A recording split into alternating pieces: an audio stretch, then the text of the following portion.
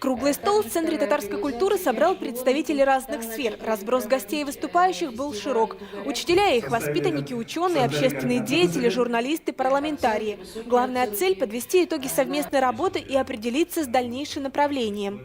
Мы хотели бы сохранить татарский язык, потому что постепенно все мероприятия переводятся на русский язык, переходят. Газета «Хикмят» уже на русском языке издается, хотя частично была на татарском.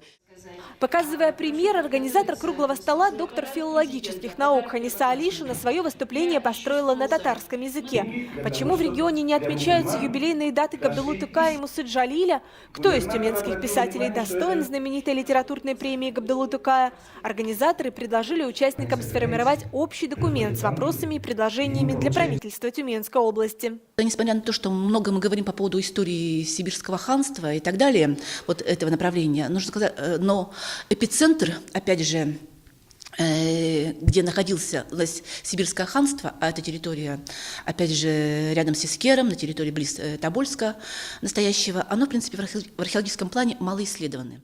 Исследование, считают ученые, заслуживает не только прошлое, но и настоящее сибирских татар. Такой огромный район, как Заболотье, сегодня живет своей жизнью и обделен вниманием ученых. В меру своих возможностей этими вопросами занимается Центр по изучению историко-культурного наследия сибирских татар.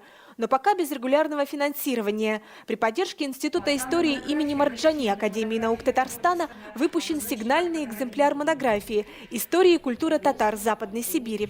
Но для нас очень важно было все это соединить и показать очень давнюю, очень глубокую обстоятельную историю татар Западной Сибири, а также показать культуру и современные процессы, которые происходят среди них. В монографии представлены научные статьи 52 авторов из разных регионов России. В скором времени труд ученых будет выложен для открытого пользования в сети интернет. София Хайруллина, Рамиль Нигматуллин, ТНВ, Тюмень.